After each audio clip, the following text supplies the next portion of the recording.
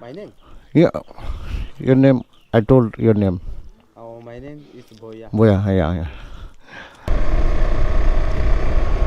ইন্ডিয়ার শেষ গ্রাম, এরপরেই কিন্তু বার্মা, মায়ানমার, কালাদান রিভার।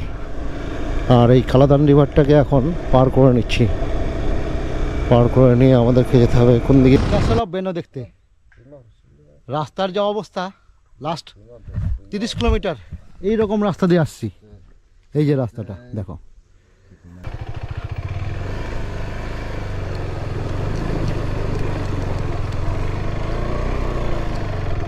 একটা দিন পুরো নষ্ট করে ফেললাম। চলো, হতেই পারে।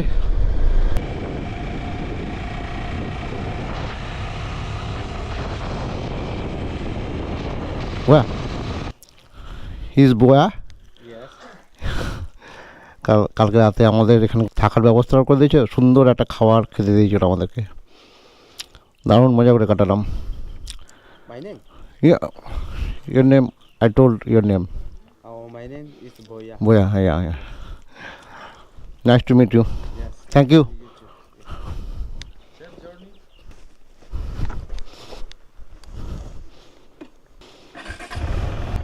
হ্যাঁ, বসো। Bye bye.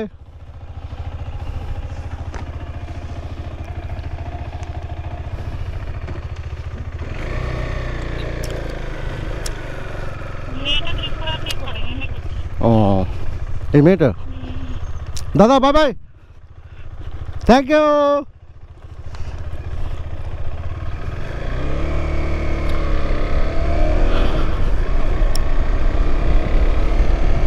দারুণ একটা অ্যাম্বিয়েন্স আর হসপিটালিটি এখানে এসে পাচ্ছি, এবং সেটা সত্যি ভাবতে পারিনি এত ভালো হবে। জচুছুয়া,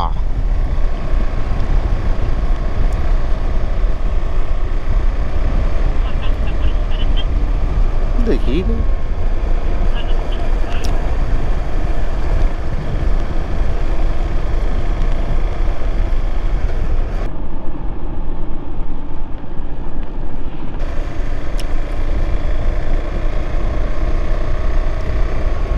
ইন্ডিয়ার শেষ গ্রাম, এরপরেই কিন্তু বার্মা, মায়ানমার।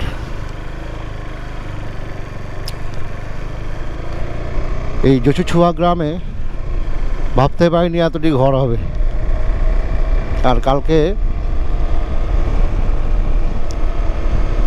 বেশ দারুণ একটা স্টে করলাম বোয়া ভাইয়ের বাড়িতে। মিজোরামের সব থেকে বড় নদী কালাদান রিভার, যেটা ব্রহ্মদেশ হয়ে চলে গেছে বঙ্গোপসাগরে। আর সেই নদীর কিনারে যাব ক্যাসেল অফ ব্যাংকক দেখতে। খুব কাছাকাছি হবে এখান থেকে 5 কিলোমিটার এই রোড থেকে, কিন্তু যেতে পারবো না, কোনো রাস্তা নেই। সেই জন্য আমাদের 180 কিলোমিটার ঘুরে যেতে হবে ক্যাসেল অফ ব্যাংকক দেখার জন্য।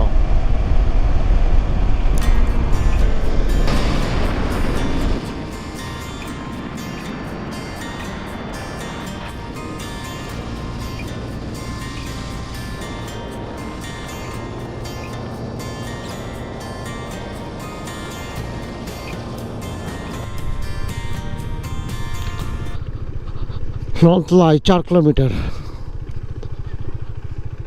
আর আমরা এখন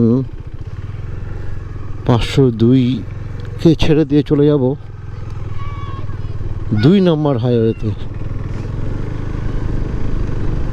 ওই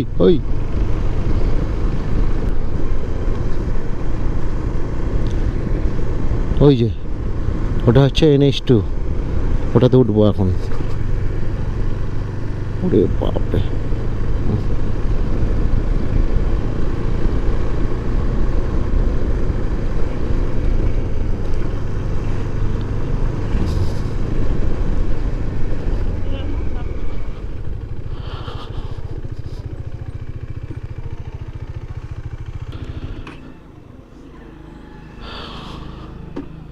একটু চাটা খাই, না হলে ভালো আছে না।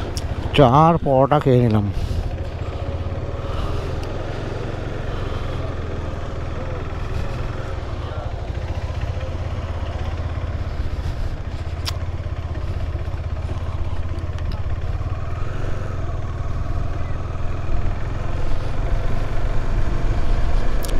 চা পাওয়াটা খেয়ে চললাম এবার এই NH2 ধরে কাসেল অফ ব্যাংকক দেখতে, যেটা কালাডাং নদীর ওপরে আছে।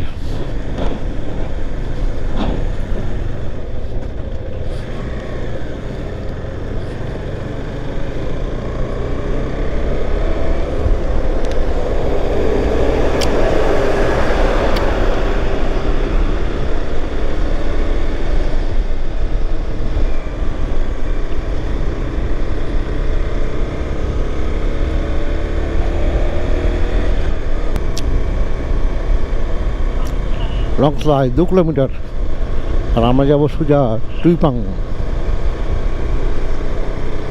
শিয়াসা।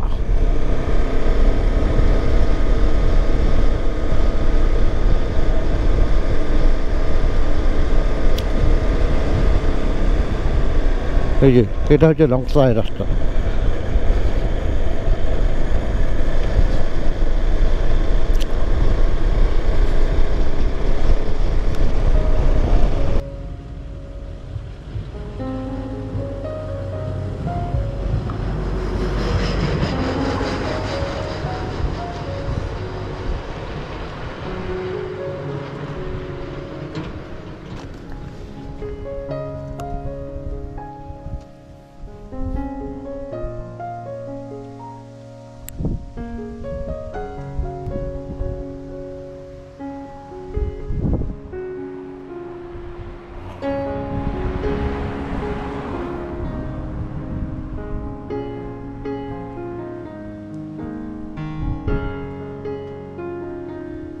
সব থেকে বড় নদী কালাদান রিভার, আর এই কালাদান রিভারটাকে এখন পার করে নিচ্ছি। পার করে নিয়ে আমাদেরকে যেতে হবে কোন দিকে, এবার ডান দিকে না বাঁ দিকে, যাই আগে ওপরে তারপরে ডান দিকে না।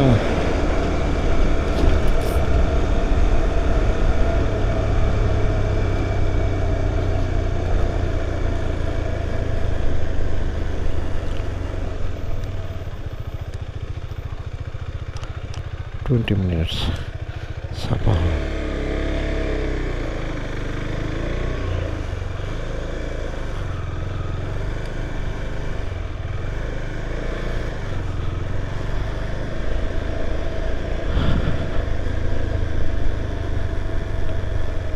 সাপাহ তো এখানে লেখা নেই কোনো জায়গাতে। Hello, this way to Sapah. Sapah Sapah, way to সাপাহ।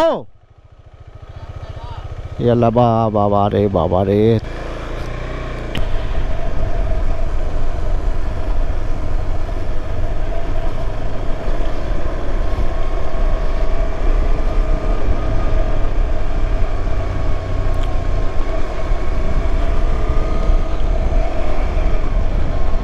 এই রাস্তাটা আবার বিয়ারও তৈরি করেছে।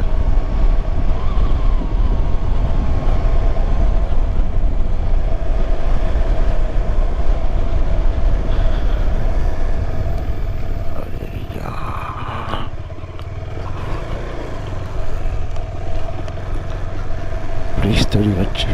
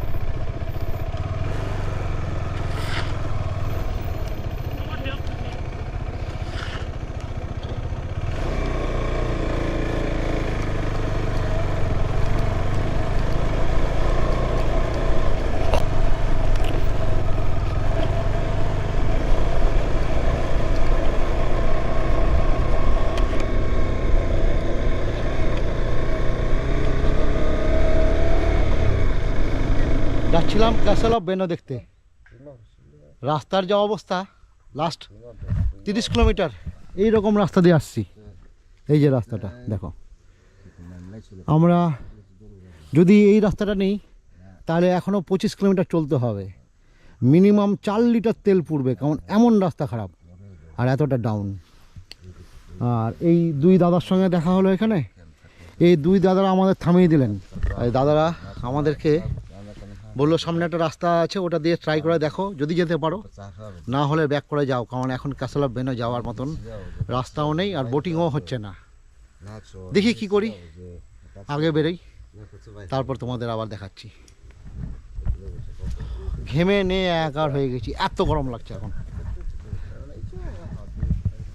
চলো তাহলে ওই যে নন্দীকে রেখেছি ওখানে, নন্দীর কাছে যাই, তারপর আবার রাইডটা শুরু করি। ওরে রাস্তা, এইরকম রাস্তা লাস্ট 25-26 কিলোমিটার ধরে চালিয়ে আসছি। এসে এখানে এই দুই বন্ধুর সঙ্গে দেখা হলো, তারা আমাদেরকে ব্যাক করে যেতে বললো ভুল করে এই রাস্তা যেও না, তাহলে আর ব্যাক করতে হবে না। আরও সামনে নাকি রাস্তার অবস্থা আরও খারাপ। ওরে বাপ রে বাপ, সত্যি ক্যাসেল অফ বেনো দেখার জন্য কোথায় না ঢুকে গেছিলাম। রাস্তা তৈরি হচ্ছে, হয়তো আগামী দিনে ভালো মতন দর্শন করা যাবে, কিন্তু এখন এই রাস্তায় না যাওয়াই ভালো। তাই ব্যাক করে যাচ্ছি। সামনে একটা রাস্তা আছে, যদি ওটা দিয়ে নন্দীকে নামাতে পারি তাহলে নামাবো, না হলে আবার সামনে এগিয়ে যাব। ও হো লংক্লায়ের দিকে।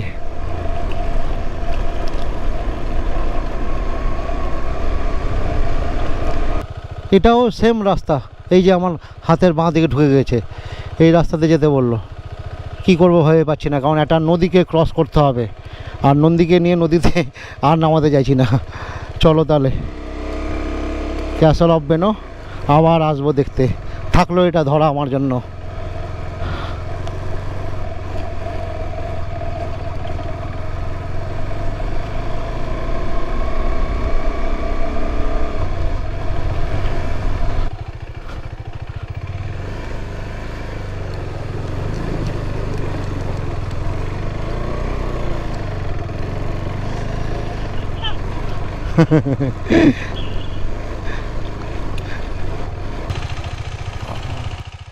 অপূর্ব সুন্দর একটা জায়গা দেখো, জলটা কলকল করে বয়ে চলেছে। দাঁড়িয়ে পড়লাম এই ব্রিজটার উপরে, কি ভালো লাগছে। চলো সামনে এগোতে থাকি।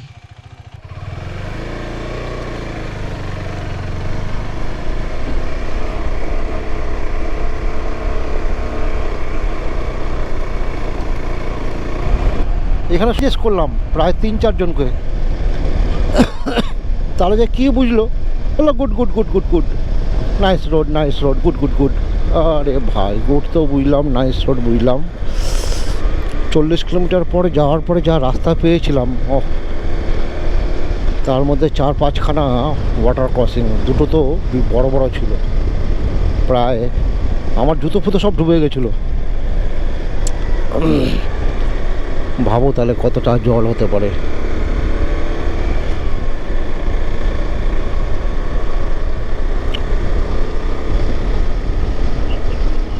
Long fly 51, long fly. এই যে এই দোকানটায় বসে চা খেয়েছিলাম। বাই।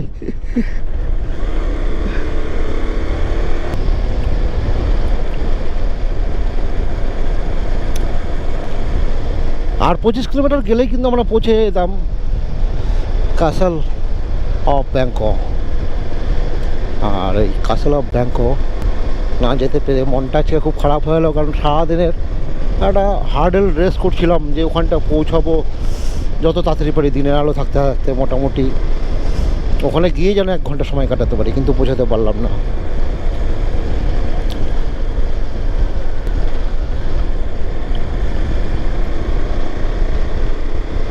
একটা দিন পুরো নষ্ট করে ফেললাম। চলো, হতেই পারে, লাইফে তো এরকম সব সময় আছেই, অনেক সময় তুমি যেটা ভাববে সেটা হবে, না, আর যেটা ভাববে না সেটাই হয়ে যাবে।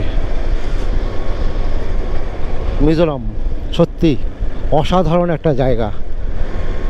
আমি প্রথমবার মিজোরামে এসেছি, আর মিজোরামে এসে এত ভালো লাগছে যে ভাই তোমাদের কি বলে বোঝাবো। তোমরা দেখতে থাকো আমার চ্যানেল মাস্টার বাইকার মালদাতে, আর মজা নিতে থাকো আমার সঙ্গে। আর অবশ্যই কিন্তু একটা লাইক আর কমেন্ট কিন্তু দেবেই তোমরা। এখন দেখো রাস্তাটা কত সুন্দর, দেখেছো? সামনে কাজ চলছে, ওই ব্রিজটা হয়ে গেলে হয়তো আগামী 1 বছরের মধ্যে বা 2 বছরের মধ্যে সম্পূর্ণ রাস্তাটা কমপ্লিট হয়ে যাবে, তখন কিন্তু আর চাপ থাকবে না। উপর থেকে পাথর পড়ছে আর জয়ন্তী দেখছে, আর এদিকে দেখো অবস্থা রাস্তার। পার হতে পেরেছি ভাই।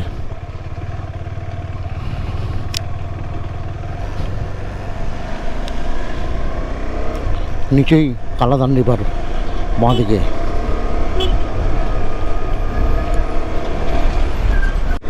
জয়ন্তীকে বলছিলাম যদি ব্রিজটার কাছে নিচে নেমে থাকা হয়তো তাহলে আজকে এখানে টেন্ট লাগিয়ে নেব। দেখি আগে যাই সামনে।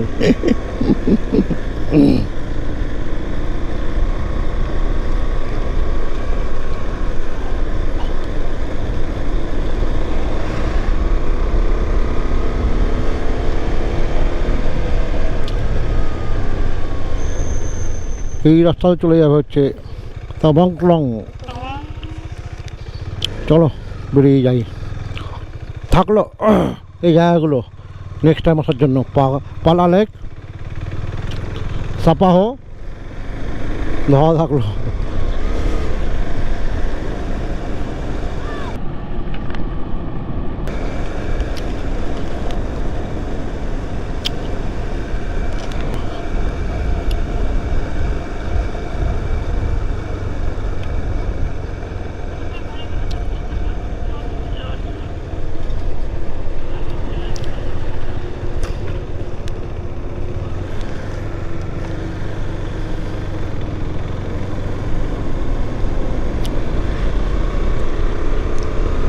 স্লো করে দিলাম আপনার দিকে। কি অপূর্ব লাগছে। 5টা বেজে গেল। দেখি সামনে গ্রামটাতে বলে করে থাকতে পারি নাকি।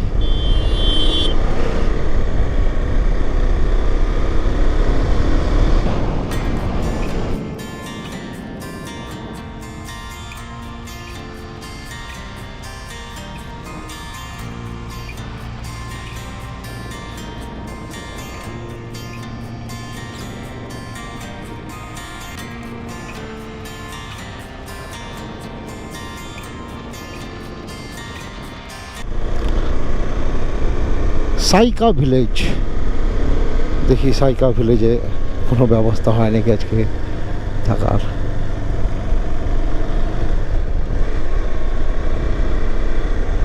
এদিকেও গ্রাম, সত্যি তো কাউকে কোনো লোকজনই দেখছি না যে কাউকে জিজ্ঞেস করবো।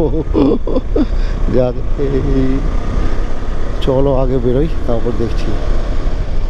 পাহাড়ের ওপারটা থেকে কেবল এপারটায় এসছি, আর এরপরে সূর্য অস্ত চলে গেছে। পুরো পাহাড়ের চূড়োগুলো একদম লাল হয়ে আছে, কি সুন্দর লাগছে।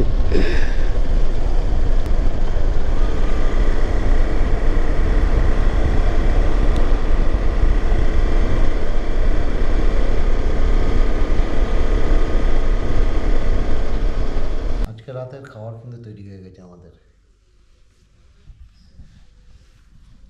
খিচুড়ি আর ডিম ভাজা। খাবারটা তৈরি করে নিয়েছি, এখন খেয়ে দিয়ে শুয়ে পড়বো। জয়েন দেওয়ার ইচ্ছা থাকলে চলে আসো। আজকের মতো এখানে, কালকে তোমাদের সাথে আবার দেখা হবে। শুভরাত্রি। Good night, bye bye.